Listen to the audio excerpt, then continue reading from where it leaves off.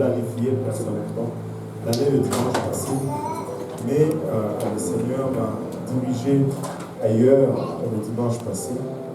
Et aujourd'hui, on va aller dans le livre des Juges, chapitre 14, versets 5 à 9. Nous avons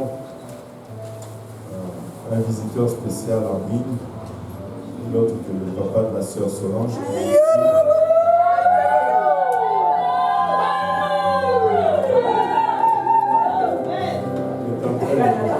De nous suivre en ligne, c'est pourquoi la sœur Solange s'assure de danser nous le saluons dans le nom de Jésus-Christ. Nous saluons tous les visiteurs qui nous regardent en ligne aujourd'hui. Nous devons commencer à être conscients de cela. Gloire au nom de Jésus. Juge 14 aujourd'hui. Et je crois que Dieu va nous parler de ce passage aujourd'hui. Si vous l'avez trouvé, dites Amen. Amen. Si vous cherchez encore, dites j'arrive. Bon, nous y sommes tous. Juge 14, verset 5. La Bible nous dit Samson descendit avec son père et sa mère à Timna. Lorsqu'ils arrivèrent aux vignes de Timna, voici un jeune lion rugissant vint à sa rencontre. L'Esprit de l'Éternel saisit Samson, et sans avoir rien à la main, Samson déchira le lion comme on déchire un chevreau. Il ne dit point à son père et à sa mère ce qu'il avait fait. Il descendit et parla à la femme, et elle lui plut. Quelque temps après, il se rendit de nouveau à Timna pour la prendre et se retourna pour voir le cadavre du lion. Et voici, il y avait un essaim d'abeilles et du miel dans le corps du lion. Il prit entre ses mains le miel dont il mangea pendant la route. Et lorsqu'il fut arrivé près de son père et de sa mère, leur en donna et ils en mangèrent. Mais il ne leur dit pas qu'il avait pris ce miel dans le corps du lion. Amen. Prions tous ensemble. Père Céleste, nous te rendons grâce encore une fois pour ton amour, ta bonté et ta fidélité. Nous te remercions, Éternel, pour le privilège que nous avons, Seigneur Jésus-Christ, de sentir ta présence en ce lieu, Seigneur. Nous voulons reconnaître le prix, Papa, que tu as payé pour que nous puissions y avoir accès. Merci pour le sang, merci pour la croix, merci pour la souffrance endurée, merci pour l'humiliation subie, Seigneur. Père, alors que nous venons à toi, Seigneur, nous reconnaissons également que nous sommes des hommes naturels, des hommes charnels, pour qui les choses, Papa, spirituelles sont une folie, Seigneur. Nous ne pouvons pas les saisir de nous-mêmes, c'est pourquoi nous avons besoin de ton aide. Te prions ainsi, Seigneur, que tu étendes ta main sur nous, que tu nous fasses don de ton onction. Oins-moi, Seigneur, afin que je puisse apporter ces oracles, sans crainte, ni faveur, ni hésitation. Oins-nous tous ensemble, Papa, afin que nous puissions recevoir cette parole, source de vie. Qu'elle germe à nous et qu'elle produise le fruit, que ce fruit nous conduise jusque dans la vie éternelle.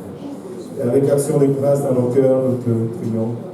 Nous te disons au nom de Jésus. Nous disons au nom de Jésus. Alléluia. Vous pouvez vous asseoir en battant vos mains.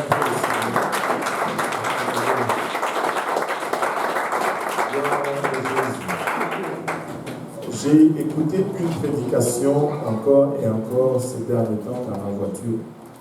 Et ça, nous battons nos mains parce que la Bible le demande. La Bible nous dit dans le psaume 47, versets 2 et 3, il dit « Vous tous peuples, battez vos mains et poussez vers Dieu et criez de joie. »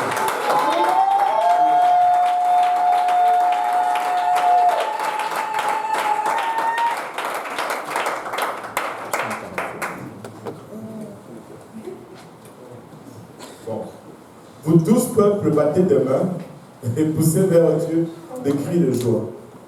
Ça, c'est la Bible. Et le prédicateur disait que nous ne devons pas faire les choses selon notre voix. Nous devons tout faire selon la voix de Dieu. Et il dit ceci, ça m'a fait rire, ça m'a touché, mais c'est tellement vrai et c'est tellement simple. disent que certains disent, moi je ne suis pas quelqu'un qui bat les mains. Il dit, si tu n'es pas quelqu'un qui bat les mains, tu dois apprendre à battre.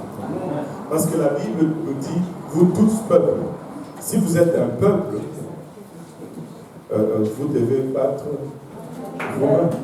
Et là, certains disent, moi je n'ai pas l'habitude de crier.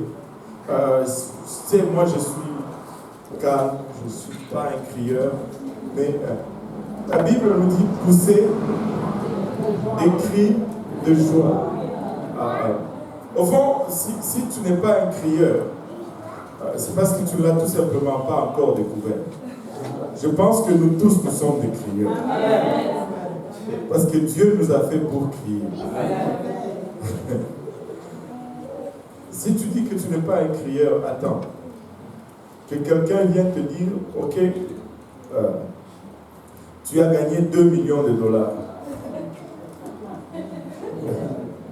On va voir si tu ne vas pas crier. Que tu sois au coin, là, à la porte, et que tu vois ton enfant en train de traverser la rue, et qu'il y a un grand camion qui vient de l'autre côté. On va voir si tu n'es pas un crieur. Nous sommes tous des crieurs. Mais nous voulons juste choisir de crier pour Dieu. Il y a plusieurs choses. Il y en a qui crient pour le mondial aujourd'hui. Je ne sais pas si vous les avez vus. Quand leur pays marque, c'est ils deviennent fous pour le Seigneur. Pour leur équipe. Pourquoi ne pouvons-nous pas le devenir pour le Seigneur? Le Seigneur a marqué tellement de buts.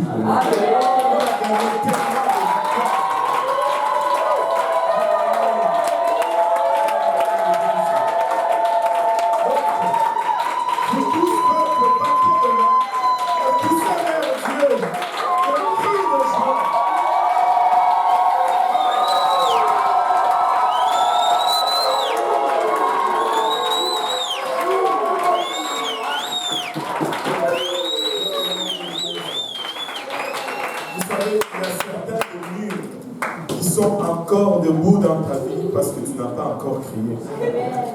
À Jéricho, il fallait qu'il crie pour que les murs tombent. Quand je rencontre un mur, je crie. Alléluia. Alléluia. Gloire au nom de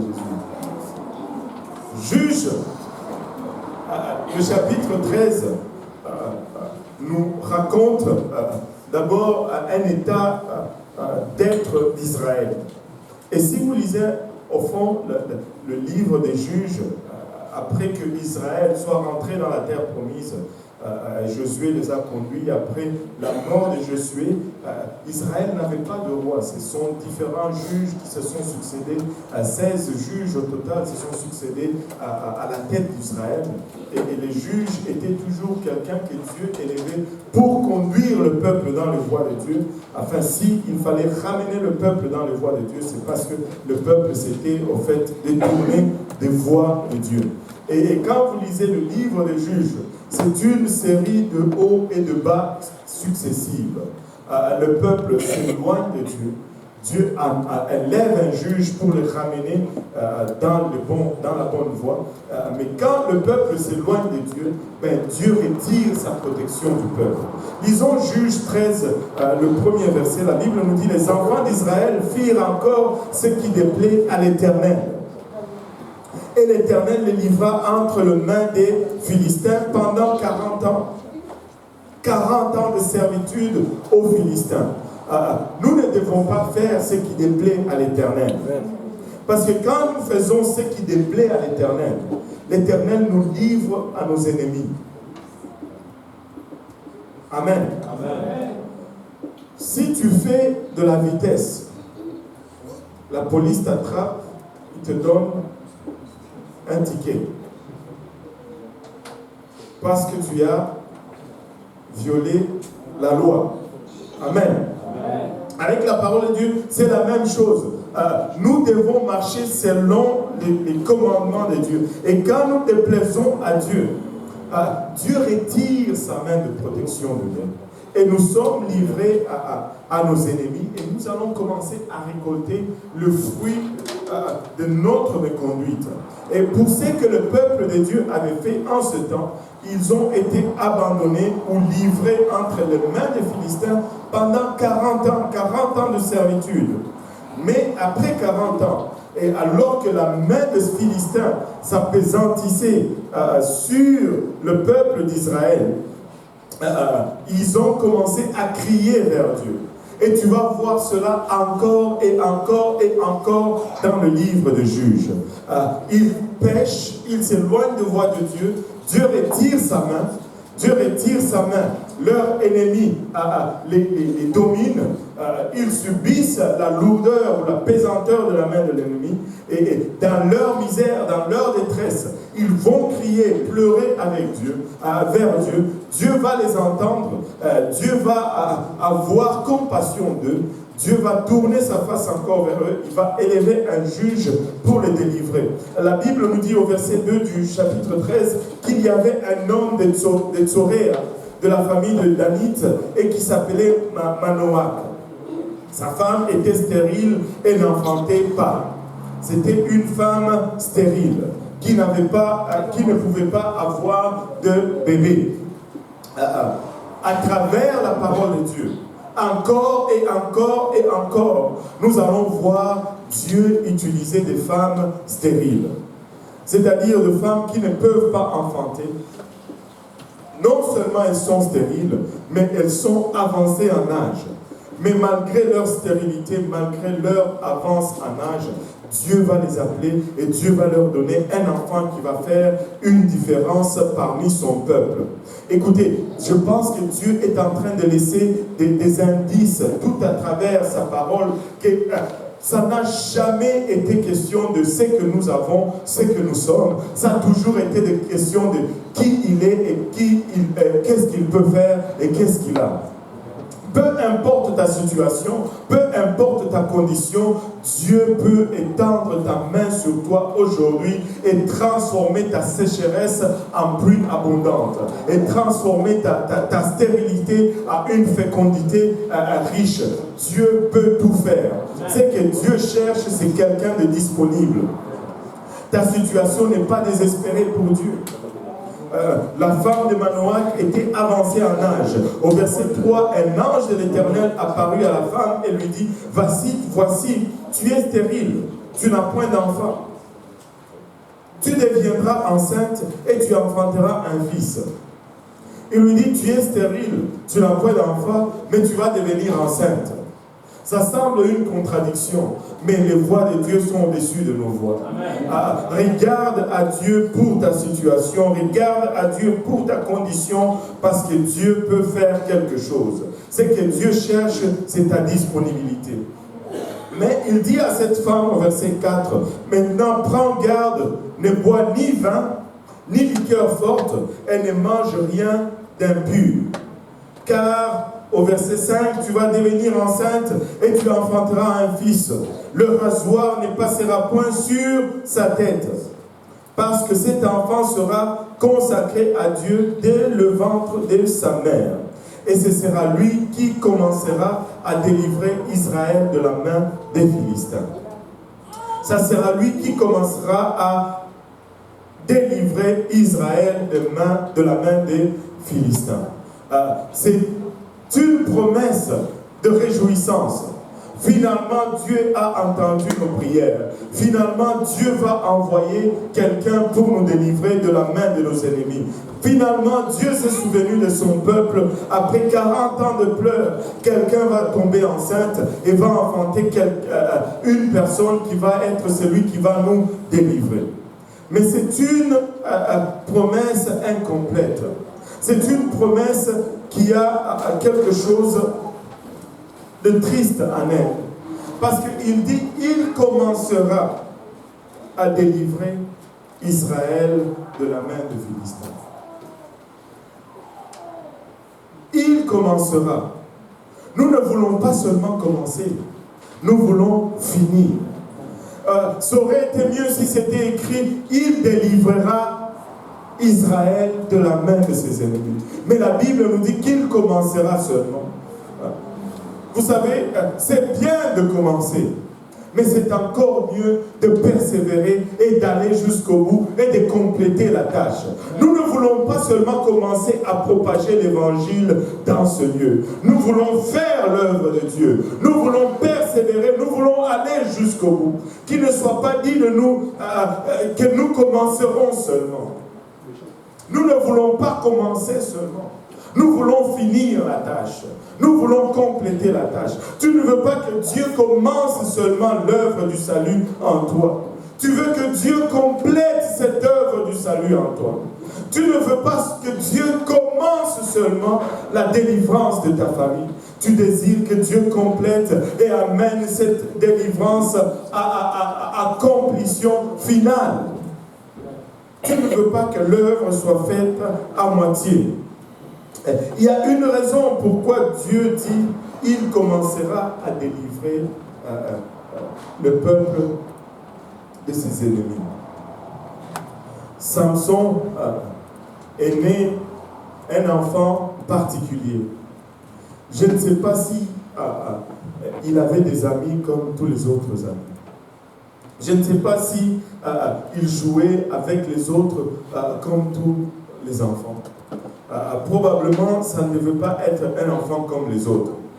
Parce que d'abord, il avait les cheveux plus longs que tout le monde.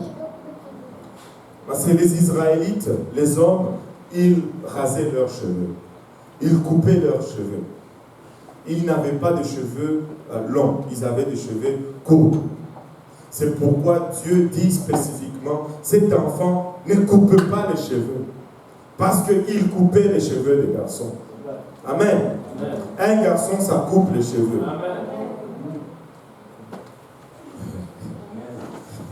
Amen. Un garçon, ça ne tresse pas les cheveux.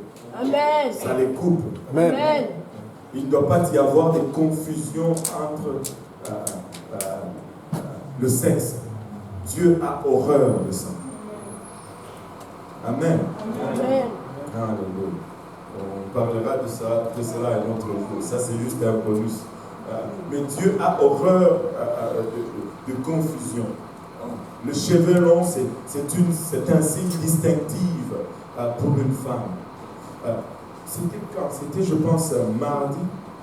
Je suis allé prendre le pasteur Montier et on conduisait pour aller à l'église. Je voulais faire un travail pour on était sur P9 pour prendre l'autoroute. On a vu un jeune garçon, peut-être 16 ans, 17 ans. Il avait un long short, je ne sais pas, mi-pantalon, mi-culotte. En tout cas. Et il avait les cheveux tressés, vraiment nattés. Et il marchait. Et là, on était là sur la lumière, on se demande, on se regarde avec le pasteur Montier. C'est un garçon ou c'est une fille? On ne savait pas le distinguer, en fait. Et jusqu'à ce que, quand il a passé devant chez nous, on a vu qu'il avait une poitrine plate. Et quand il est passé de l'autre côté, on a vu ses mollets étaient trop durs. On a dit, bon, ça c'est un garçon. Et c'était un garçon.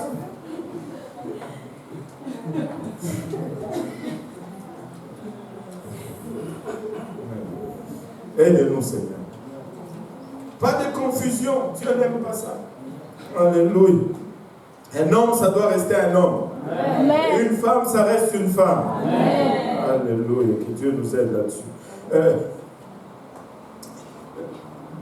Ce garçon était particulier. Imaginez-vous ce garçon, il joue avec ses amis et il peut taper tout le monde.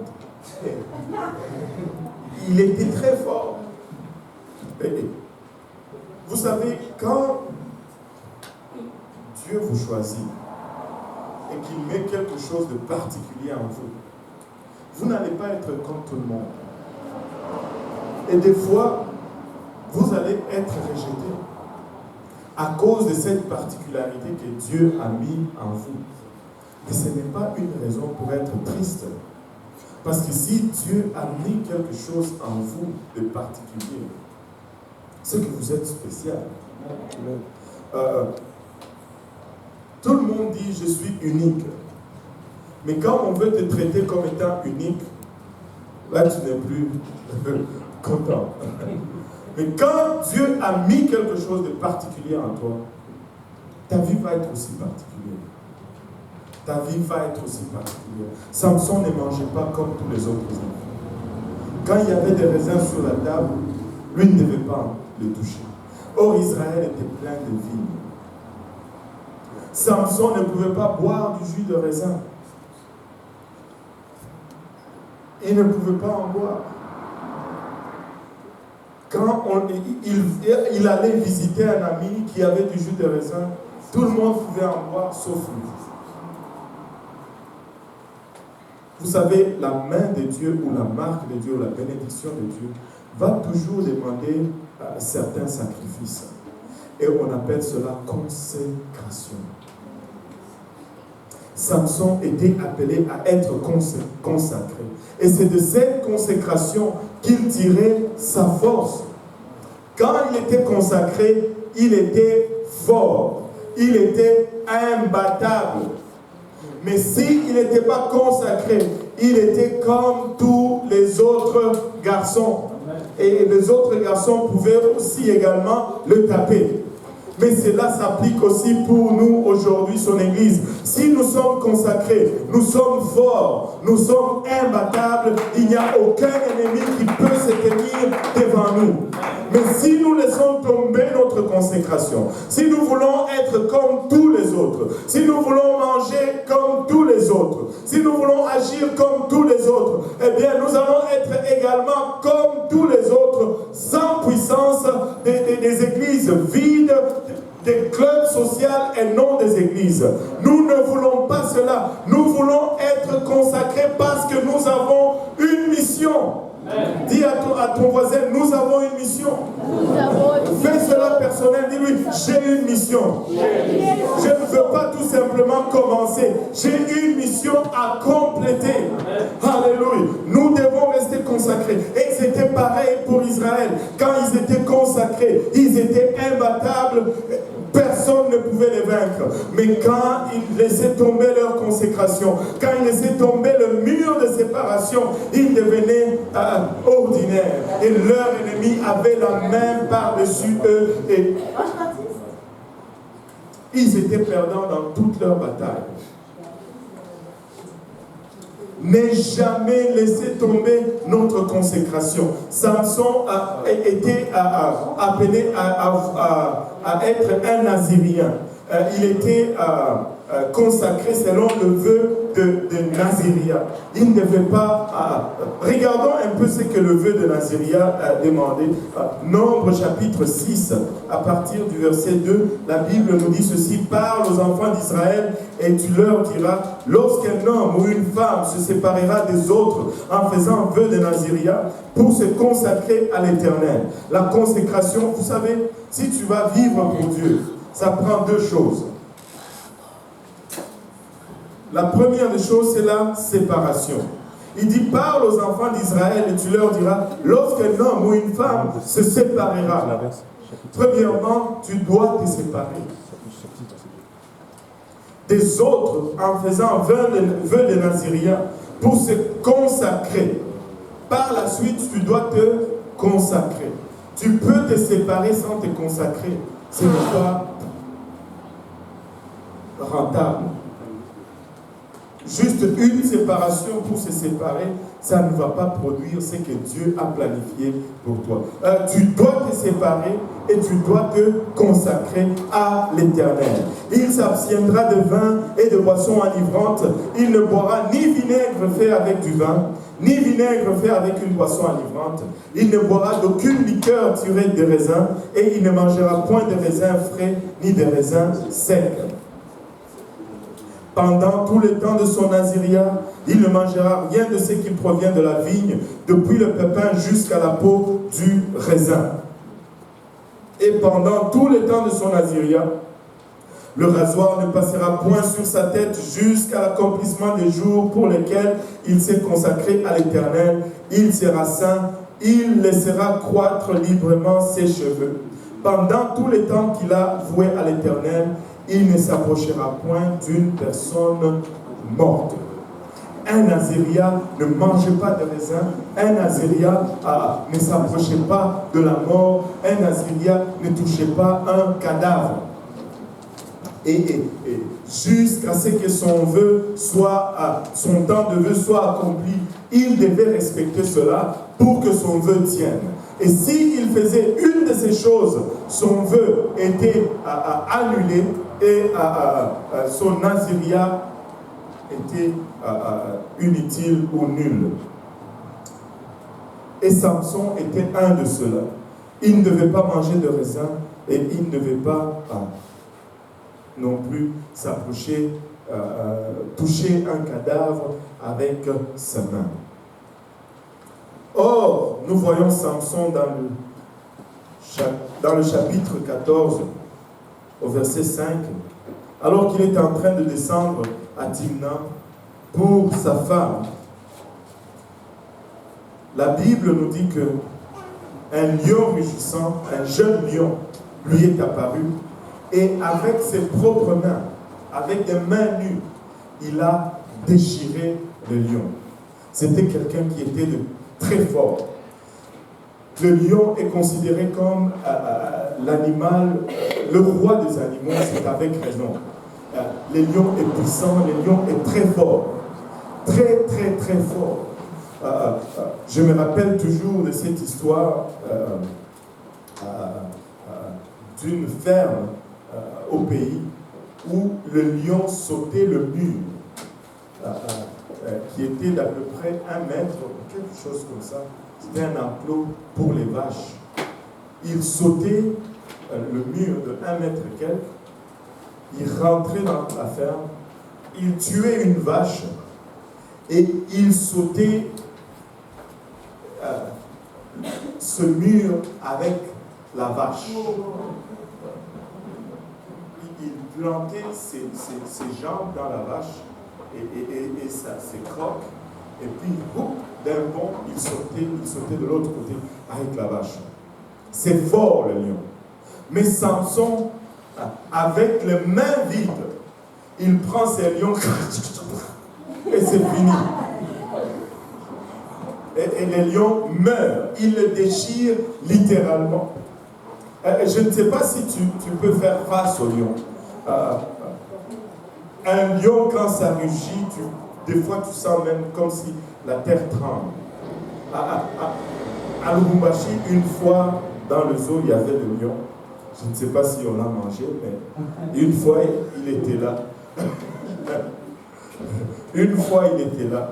Et des fois il rugissait et tu pouvais l'entendre des fois à des loin, j'allais dire des kilomètres, probablement des kilomètres. Tu pouvais l'entendre rugir. C'est impressionnant, c'est puissant. Tu pouvais le voir derrière les barreaux et tu ne voulais pas t'approcher. Tu ne voulais pas t'approcher. Mais Samson, un lion saute sur lui comme si c'était un chien. Certains d'entre nous, même les chiens, nous détalons. Mais là, c'était un lion. Et il le déchire avec les mains. Il le déchire avec les mains. Et ça me rappelle une histoire qu'on m'avait racontée. Un jeune, je ne sais pas s'il était végétarien, je ne pense pas. Il était en train de se promener avec sa fiancée dans un bois. Et elle disait, je serai là toujours pour toi. Je te défendrai contre tout danger. Je braverai la horde de soldats.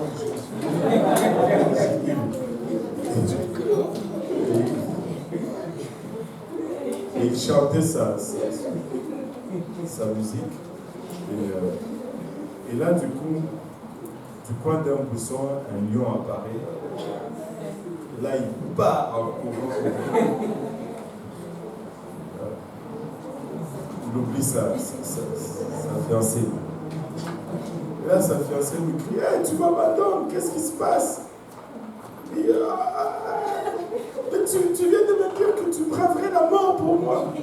ouais, mais oui, mais ça c'est pas la mort, c'est un lion.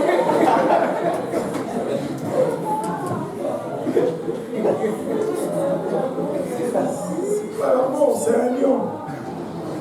C'est impressionnant, un lion. Et Samson tue ce lion avec ses mains nues. Et regardez ceci, au verset 6, la Bible nous dit, il ne dit point à son père et à sa mère ce qu'il avait fait. Pourquoi n'a-t-il pas dit à sa mère ce qu'il avait fait? Il a gardé cela secret. Ils sont descendus et parla à la femme, et la femme lui plut. Et quelques temps après, il se rendit de nouveau à Timna pour la prendre et se détourna pour voir le cadavre du lion. Et voici, il y avait un essaim d'abeilles et du miel dans le corps du lion. Et la Bible nous dit, il prit entre ses mains, donc il a introduit ses mains dans le cadavre de ce lion, et il a pris le miel, et il en a mangé pendant la route. Et lorsqu'il fut arrivé près de son père et de sa mère, il leur en donna aussi, et ils en mangèrent, mais il ne leur dit pas qu'il avait pris ce miel dans le corps du lion qui était mort. Vous savez, Samson était appelé à délivrer Israël. Samson était consacré à Dieu. Et cette consécration lui donnait une force extraordinaire. Mais dès l'annonce de sa naissance, la parole de Dieu nous dit qu'il commencera seulement à délivrer Israël. Et là, on voit les débuts de sa chute comme l'outil de Dieu. La première des choses, ou cette première erreur qu'il a commencé à faire, c'est qu'il a commencé à avoir des secrets par rapport à ces personnes qui étaient supposées veiller sur lui. C'était son père et sa mère qui avaient parlé à l'ange. C'était son père et sa mère, c'était ses parents qui avaient reçu l'instruction de l'ange en ce qui concernait sa consécration. C'était son père et sa mère qui avaient le regard sur lui pour voir s'il marchait selon la consécration que Dieu lui demandait de faire. Mais quelque part dans sa marche avec Dieu, Samson a commencé à avoir quelques petits secrets. Tu n'es pas à une bonne place si tu commences à avoir quelques secrets en ce qui concerne ta marche avec Dieu, en ce qui concerne ta consécration. Samson devait en parler à ses parents. Et ça allait probablement l'éviter de retourner encore une fois en ces lieux où il a commis sa première chute. Il a d'abord tué le lion avec ses mains nues. Et en plus, il retourne et il prend encore du miel dans le même cadavre de ce même lion. Et lui qui était un Nazirien, et lui qui n'était pas supposé, lui qui était supposé ne jamais toucher un corps mort. Ça semble juste un petit moment de faiblesse, ou juste un petit secret qui ne va pas nuire, qui n'aura pas de conséquences. Mais par la suite, c'était accumulation sur accumulation, jusqu'à ce que Samson a fini comme quelqu'un qui était totalement impuissant. À force de jouer avec ce que Dieu lui avait dit de ne pas jouer avec, il y a laissé sa vie. Et il est dit de lui qu'il a seulement commencé à délivrer son peuple. Vous savez, quand Dieu nous appelle, ce n'est pas par hasard qu'il nous appelle, nous. Laisse-moi te dire que tu n'es pas là par hasard. Dieu te connaît par ton nom. Et il t'a appelé d'abord toi aujourd'hui. Et s'il t'a appelé toi dans ta famille, et pas ton frère, pas ta soeur, mais il t'appelle toi d'abord, c'est probablement tu es l'outil choisi par Dieu pour qu'il puisse apporter délivrance dans ta famille. Mais qu'il ne soit pas dit de toi qu'il a tout simplement commencé, que tu as tout simplement commencé à délivrer ta famille. Qu'il ne soit pas dit de nous que nous étions ceux qui avaient tout simplement commencé à délivrer notre famille.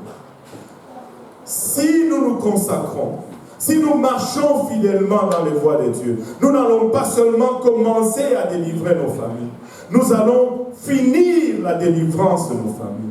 Nous allons le voir servir Dieu avec nous, mais nous devons nous consacrer. Dieu nous appelle premièrement à la consécration. Sans la consécration, nous ne pouvons rien faire pour Dieu.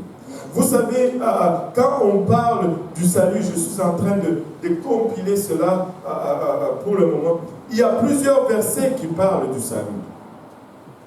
Il y a des versets qui parlent de la croyance, la foi. Et tout le monde saute de joie quand on parle de la foi. Tu dois avoir la foi pour être sauvé. Et des fois, on met même un point après la foi. Mais la Bible ne met pas un point après la foi. La Bible met juste une virgule après. Parce qu'après la foi, la Bible demande autre chose. La Bible demande la repentance. On ne doit pas seulement croire, mais on doit aussi se repentir. Se repentir, ça veut dire se détourner de ces mauvaises voies. Changer notre façon de marcher. Tu ne peux pas servir Dieu en marchant dans tes vieilles voies. Au fond, si tu continues à marcher dans les vieilles voies, tu es encore la vieille personne. Or, la Bible nous dit que si tu es en Christ, tu es une nouvelle créature. Et toute chose devient nouvelle. Nous devons atteindre cela. Nous devons nous détourner des anciennes voies et marcher dans la nouveauté de vie. Et la Bible ne met même pas un point après la repentance. La repentance n'est plus prêchée dans le monde aujourd'hui. Et non seulement dans le monde, oublions-le même, la repentance n'est plus prêchée dans les églises aujourd'hui. Mais savez-vous que sans la repentance, nous ne pouvons pas être sauvés? Le Seigneur nous dit, répentez-vous, sinon vous mourrez également dans vos péchés. Après la repentance, vient le baptême d'eau au nom de Jésus-Christ pour le pardon de nos péchés. Le baptême d'eau nous lave de nos souillures. Le baptême d'eau nous lave de nos péchés. Nous nous baptisons pour le pardon de nos péchés. Nous nous baptisons pour laver nos péchés. Acte 22, 16 nous dit, fais-toi baptiser et laver de tes péchés en invoquant le nom du Seigneur. Mais la Bible ne met même pas un point là-dessus. La Bible met une virgule. Nous devons croire, virgule. Nous devons nous repentir, virgule. Nous devons nous faire baptiser, virgule. Et ce n'est pas un choix multiple. Ce n'est pas un buffet où tu choisis ce que tu veux manger et tu laisses le reste pour les autres. Tu dois manger chacun des plats. Tu dois manger chacun des plats. Et après le baptême d'eau, la Bible nous parle du baptême du Saint-Esprit. Et quand tu es baptisé d'eau et que tu élèves la main en adoration vers le Seigneur, cela peut venir bien entendu avant. Tu adores le Seigneur de tout ton cœur, pas une adoration qui vient de ta tête, mais l'adoration doit venir de ton ventre. La Bible nous dit de nos ventres couleront des sources d'eau vive. Dans Jean 7, 39, quelque part par là, de nos ventres couleront des sources d'eau vive.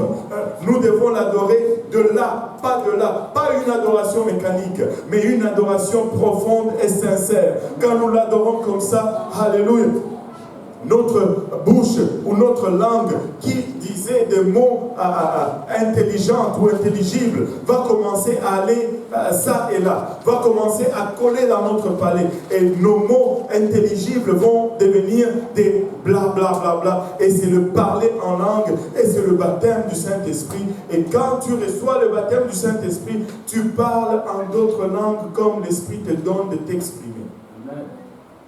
Le baptême du Saint-Esprit, c'est l'évidence, plutôt le parler en langue, c'est l'évidence que quelqu'un a reçu le baptême du Saint-Esprit. Ce n'est pas parce que j'ai la chair de poule que j'ai reçu le baptême du Saint-Esprit. Ce n'est pas parce que je chèque que j'ai reçu le baptême du Saint-Esprit. Ce n'est pas parce que je tombe lorsqu'on prie pour moi que j'ai reçu le baptême du Saint-Esprit. C'est lorsque je parle en langue que j'ai reçu le baptême du Saint-Esprit. Acte 10, 47 par là, 43, je ne sais plus, nous dit, car, mince, Acte 10, non, c'est pas 43, 47, je pense, 46, 46, oui, bon, même moi 45 et 46 en même temps. Tous les fidèles circoncis qui étaient venus avec Pierre furent étonnés de ce que le don du Saint-Esprit était aussi répandu sur le païen. Pourquoi? Comment est-ce qu'ils ont su qu'ils avaient reçu le Saint-Esprit? Car ou parce qu'ils les entendaient parler en langue et glorifier Dieu. Quand tu parles en langue, tu as reçu le baptême du Saint-Esprit. Hier, on était à Trois-Rivières. Il y a un frère là qui s'appelle Henri. Il a été baptisé, ça fait 1 an. Et il cherche le Saint-Esprit. Il cherchait le Saint-Esprit.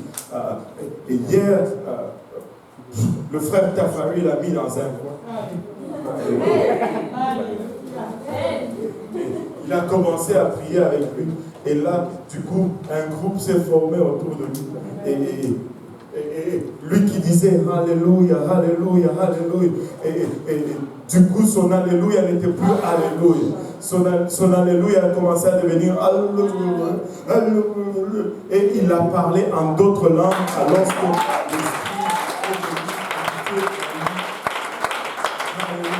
c'est pour nous aujourd'hui, la promesse est pour nous, pour nos enfants et pour tout le monde. Et c'est pour tout le monde. Et la Bible ne met même pas un point après le baptême du Saint-Esprit.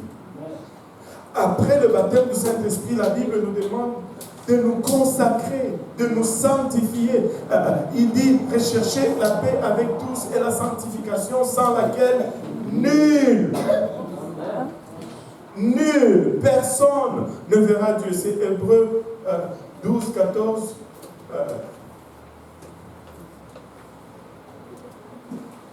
Rechercher la paix avec tous et la sanctification sans laquelle personne ne verra le Seigneur. Non seulement nous devons faire tout ceci, mais nous devons aussi nous sanctifier. Et la Bible ne met même pas point là. Parce que le Seigneur nous dit, c'est lui qui persévérera jusqu'à la fin. Celui-là sera sauvé. Je ne dois pas me sanctifier juste pour aujourd'hui. Et puis demain, j'arrête. Je ne dois pas me sanctifier juste pour dimanche. Et puis lundi, je fais le fou. Non. C'est chaque jour, jusqu'à la fin. Jusqu'à la fin. C'est lui qui persévérera jusqu'à la fin. Celui-là sera sauvé. C'est un jour à la fois. Aujourd'hui, je me sanctifie. Demain, je me sanctifie. Et notre sanctification, c'est notre séparation.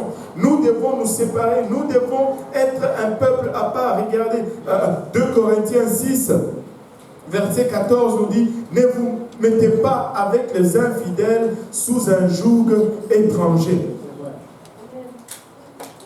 Ne vous mettez pas avec les infidèles sous un joug étranger. Certains me disent, mais pasteur, nous devons gagner les âmes. Oui, nous devons gagner les âmes. Jésus-Christ gagnait les âmes. Jésus-Christ, il allait manger avec les infidèles. Mais il n'était pas sous le même joug avec les infidèles. Il ne partageait pas les mêmes intérêts avec les infidèles. Alléluia. Il n'était pas lié d'une quelconque façon avec eux. Nous sommes dans le monde, mais nous ne sommes pas de ce monde. Ne vous mettez pas avec les infidèles sous un joug étranger. Car quel rapport y a-t-il entre la justice et l'iniquité? Si nous sommes les enfants de la justice, nous allons marcher dans la justice de Dieu. Amen. Nous n'allons pas prendre plaisir dans l'iniquité. Nous n'allons pas nous réjouir dans l'iniquité. Ce qui est désagréable à Dieu doit nous être aussi désagréable. Ce qui est répugnant pour Dieu doit nous être aussi répugnant. Vous savez, si nous nous connectons à l'Esprit de Dieu, si nous nous connectons vraiment à l'Esprit de Dieu, ce qui est répugnant pour Dieu va l'être aussi pour nous. Si nous nous laissons conduire par l'Esprit de Dieu, ce que Dieu rejette ou repousse, nous allons aussi le repousser avec le même dégoût. Alléluia. Ou qu'y a-t-il de commun entre la lumière et les ténèbres? Nous sommes enfants de la lumière, marchons dans la lumière. La lumière expose tout le monde. Avez-vous déjà soulevé une pierre? Vous savez, des fois, vous soulevez une pierre, là, vous voyez toutes ces cancres-là, ces insectes qui fuient. Dès que tu soulèves la pierre, il fuit. La lumière. La lumière. Qu'est-ce qui arrive quand la lumière est braquée sur? Est-ce que tu fuis? C'est quoi ta réaction quand soudainement, pouf, la lumière s'allume? Oh, on me voit. Soyez des enfants de lumière. Marchez avec assurance. Vous n'avez pas à rougir de ce que vous faites. Si vous marchez dans le voie de Dieu, soyons des enfants de lumière pour l'amour de Dieu. N'ayons pas, apportons la lumière. Ne nous laissons pas influencer par le... Quand j'ai prié pour mes enfants, chaque fois que je prie pour eux, je dis toujours, Seigneur, que ce monde ne soit pas l'influence dans leur vie, mais plutôt que eux influencent ce monde. Écoutez, nous allons influencer le monde. Le ténèbre ne couvre jamais la lumière. Si nous sommes les enfants de lumière, la lumière repousse le ténèbre. La lumière repousse le ténèbre. Tu ne vas jamais apporter le ténèbre pour étouffer une lumière. C'est impossible. Plus les ténèbres sont intenses, plus la lumière va aussi briller. Plus la lumière va être distincte. Là, ces lumières ne sont pas très distinctes. Mais quand il fait noir dehors, ces lumières deviennent encore plus fortes. C'est comme ça que nous devons être. Si nous sommes lumière, nous n'allons pas regarder le péché autour de nous et dire, oh, nous sommes submergés par le péché. Non, nous allons encore briller davantage. Nous allons briller encore davantage. Parce que là où le péché abonde, la grâce surabonde. Laisse luire ta lumière davantage. Et nous devons être consacrés. Amen. Quel accord y a-t-il entre Christ et Bélil? Nous n'avons rien à voir. Nous appartenons à Christ. Nous n'appartenons pas à ce monde. Écoutez, Christ nous a rachetés à un prix très élevé. Ça lui a coûté sa vie, ça lui a coûté sa gloire, ça lui a coûté une humiliation extrême. Il a été flagellé pour toi. Il a été humilié pour toi. On a arraché la barbe de son visage pour toi. Il a été exposé pour toi. Devant tout le monde. Quel prix! Nous ne pouvons pas regarder cela avec négligence.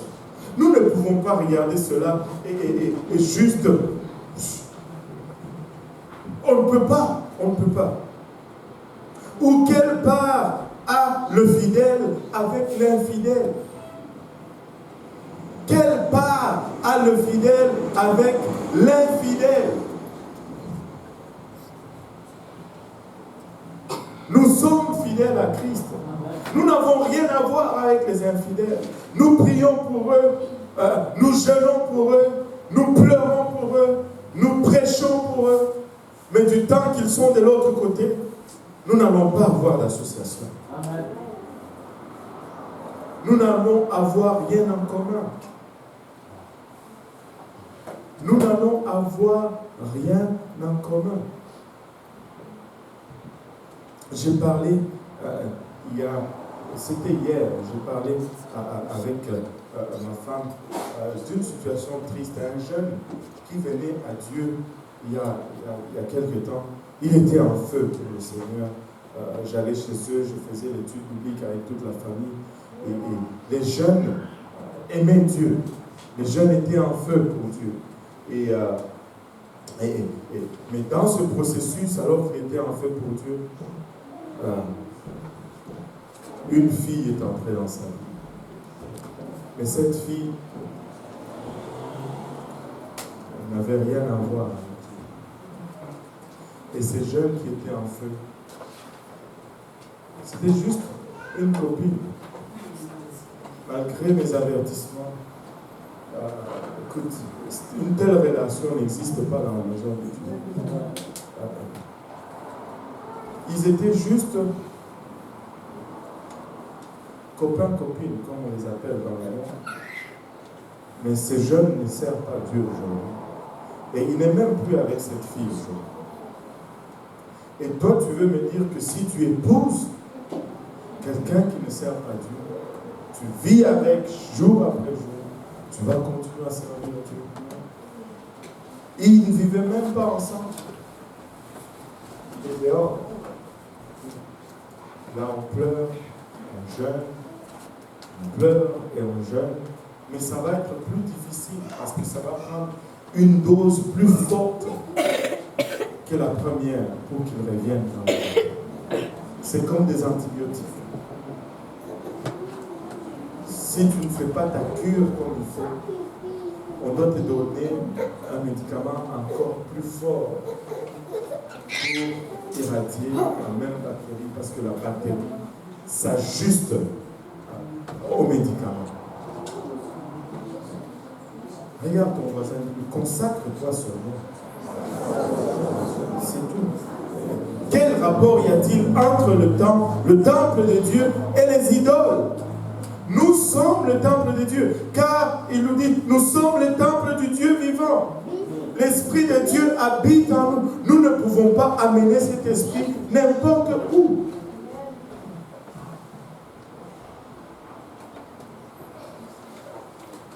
Nous sommes le temple de Dieu. Et nous sommes responsables de cela. Vous savez, Dieu est un gentleman. Il ne va jamais te forcer. Mais il peut décider de partir.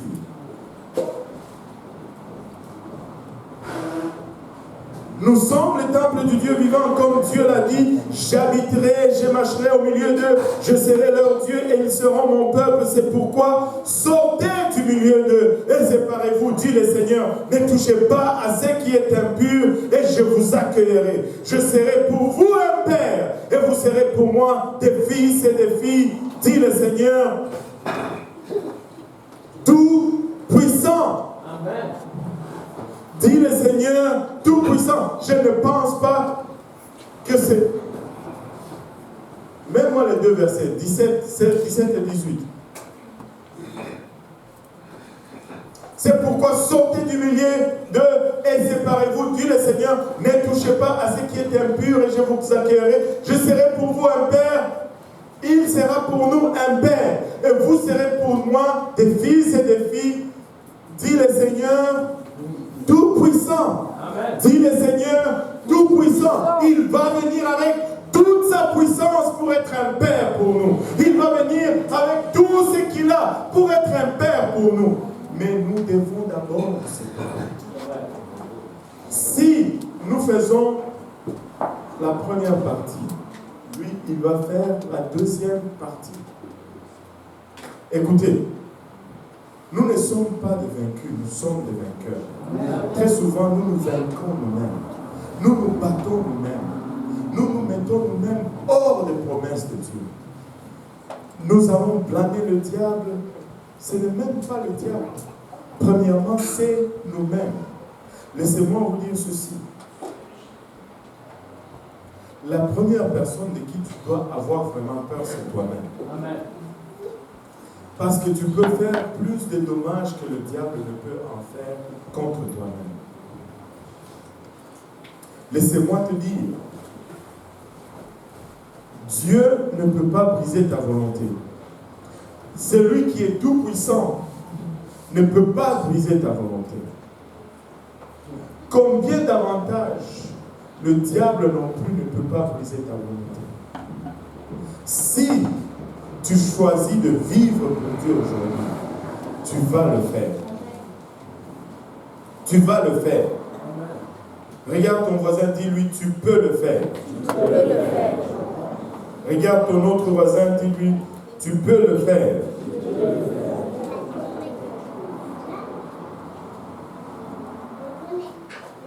Alléluia. Vous savez, la Bible nous dit ceci. Dans le livre d'Apocalypse,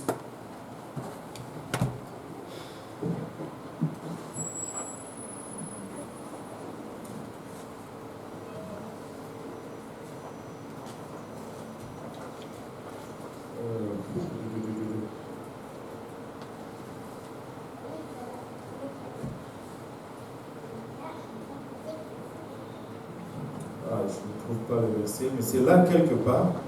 Je vais être comme le frère Mouni en fait.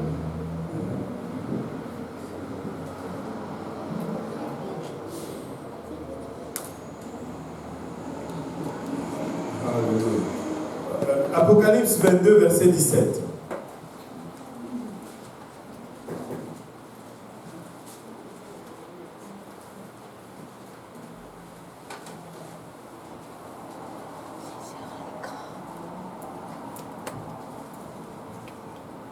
La Bible nous dit, et l'esprit et l'épouse disent, viens. Et que celui qui entend dise, viens. Et que celui qui a soif, viens. Que celui qui veut, tout le monde dise que celui qui veut. Est-ce que tu veux? Regarde ton voisin, dis-lui, est-ce que tu veux? Regarde ton autre voisin, dis-lui, est-ce que tu veux? Est-ce que tu veux vraiment? Alléluia. Que celui qui veut vienne. Prenne de l'eau de la vie gratuitement. Le Saint-Esprit est gratuit. Gratuitement. Gratuitement. L'eau de la vie, c'est le Saint-Esprit. Gratuitement. Et écoutez, quand il dit que celui qui entend dise viens, ce n'est pas une supplication. Ce n'est pas quelqu'un qui est en train de dire s'il te plaît Seigneur viens, oh, s'il te plaît, s'il te plaît. Non, ce n'est pas ça. On va conclure avec ceci. Quand il dit que celui qui entend dise, le verbe dire ici, c'est le même verbe qu'on utilise dans le livre de Genèse. Quand la parole de Dieu dit, et Dieu dit que la lumière soit, et la lumière fut. C'est le même verbe dire. Ce n'est pas une supplication, c'est un ordre. C'est un commandement. Et le commandement n'est pas à Dieu, mais le commandement est plutôt au diable. Quand Dieu dit que la lumière soit, il est en train de donner l'ordre aux ténèbres de reculer afin que la lumière prenne place. Et quand toi tu dis viens, tu es en train de donner l'ordre au diable de te laisser, même peu importe ta condition, même le chrétien le plus faible, quand il dit je veux servir l'Éternel, il va servir l'Éternel. Sinon, certains d'entre nous ne seraient jamais ici. Cela ne dépend pas de nous. Au fait, cela dépend aussi de nous.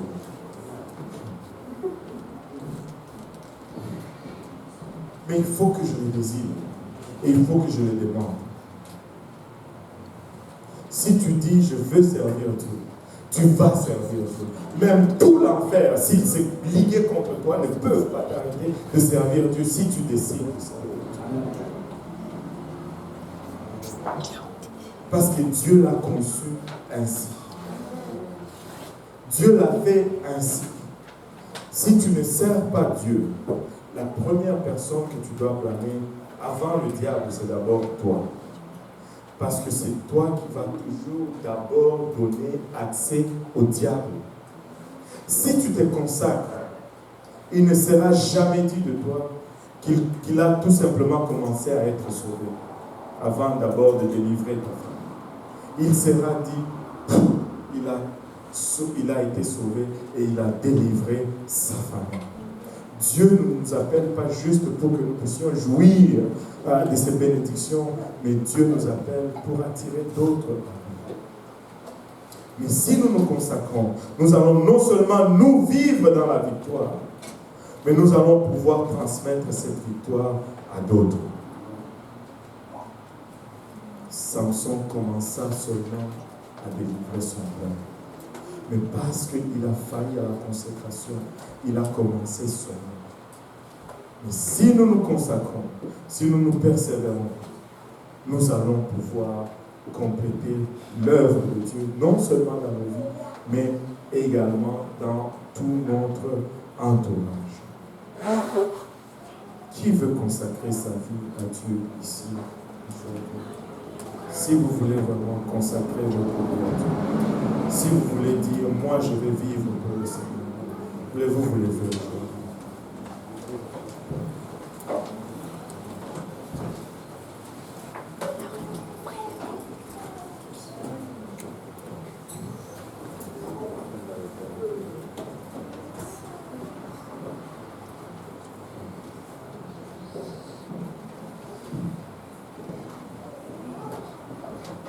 Et là où nous sommes, si nous pouvons faire les yeux.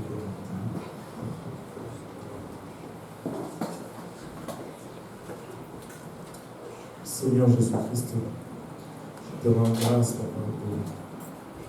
toutes ces personnes qui sont debout aujourd'hui, comme témoignage et signe de leur désir de se consacrer et de te suivre, Seigneur, sans relâche.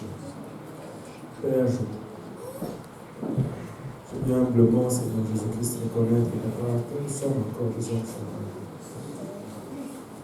Papa, qui des fois péchons contre toi, des fois par nos actions, des fois par ignorance, des fois par oubli, des fois expressement nous péchons contre toi. Mais nous venons te demander pardon, Seigneur Jésus-Christ, pour nos défaillances aujourd'hui. Nous venons prier, Seigneur, que tu nous renouvelles, Papa. Tu étends ta main sur nous, Papa, que tu, Papa, déclenches encore ton affection vis-à-vis de nous, Seigneur. Que ton sang nous lave et nous purifie de toute souillure, Seigneur.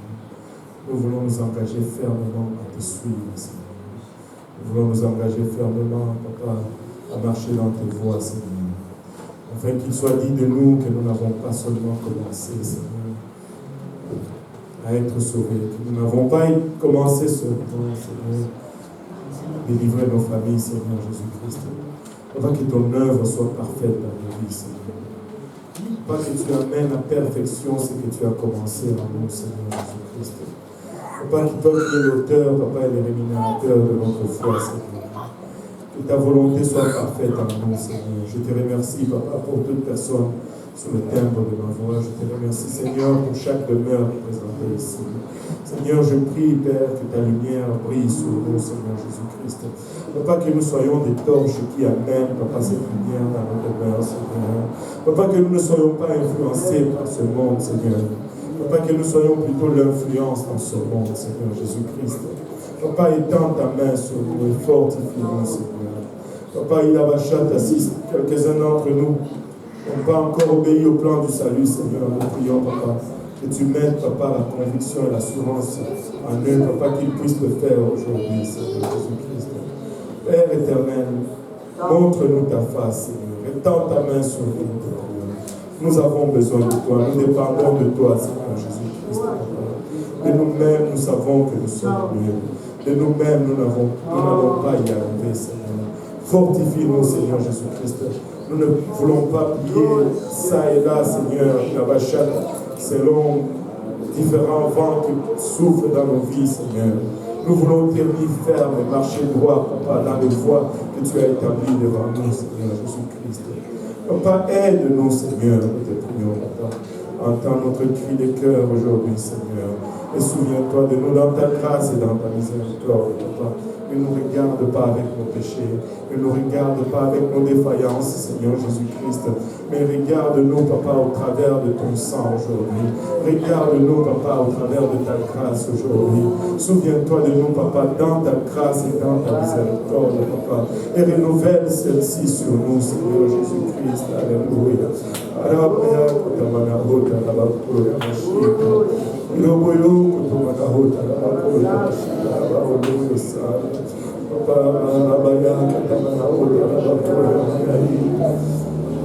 Alléluia Jésus, alléluia Jésus, alléluia Jésus. Merci pour ta grâce, Papa. Merci pour ton amour infini, Papa. Merci, Papa, il a bachata.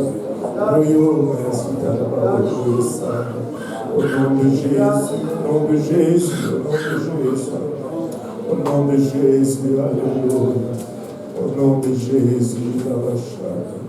Alléluia, Seigneur. Alléluia, Seigneur. On va maintenant prendre le temps de venir en avant.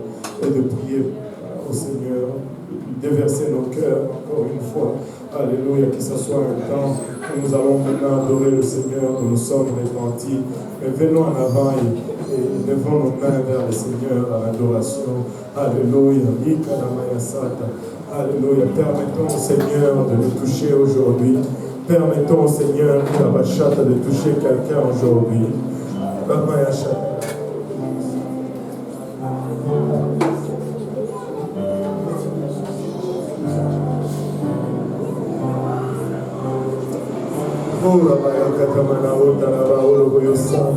Si vous êtes là, vous êtes nouveau, n'ayez pas peur, venez avec nous, on va prier ensemble. On va aller ensemble devant le trône de Dieu. Alléluia. Et on va permettre au Saint-Esprit de nous toucher aujourd'hui. Si l'Église peut élever les voix aujourd'hui, alléluia. Si nous pouvons commencer à invoquer le nom de l'Éternel aujourd'hui. Si nous pouvons commencer à élever nos voix vers le ciel aujourd'hui. Alléluia Seigneur. Alléluia Jésus. Tu es digne, Papa. Tu es digne de recevoir tout honneur et toute gloire, mon Père. Tu es digne de recevoir tout honneur et toute gloire, mon Père. Béni soit ton Saint-Nom, Seigneur Jésus. Père, nous glorifions ton nom précieux, Papa. Nous l'élevons, Seigneur, au-dessus de toutes circonstances, au-dessus, Père, de toute situation, Père. Nous voici devant ton trône aujourd'hui. Nous voici devant ton trône, oh Père, nous la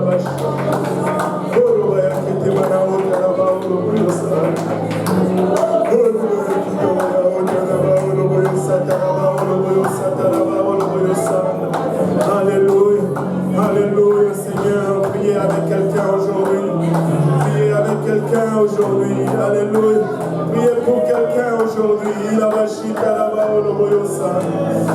gloire à ton Saint-Nom, Seigneur Jésus, gloire à ton Saint-Nom, Seigneur, alléluia.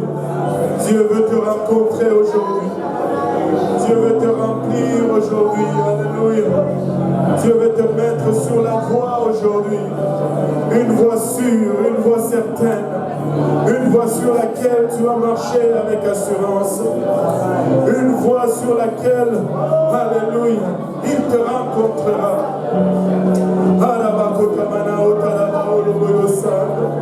Au nom de Jésus, au nom de Jésus, au nom de Jésus, alléluia.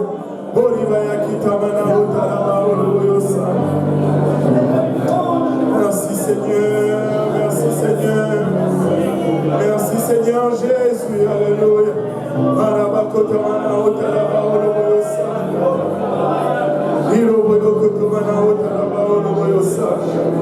Souviens-toi de nous dans ta grâce, Papa. Souviens-toi de nous dans ta miséricorde, Papa. Alléluia Jésus. Alléluia Seigneur. Alléluia Jésus. Oh oui Seigneur. Alléluia.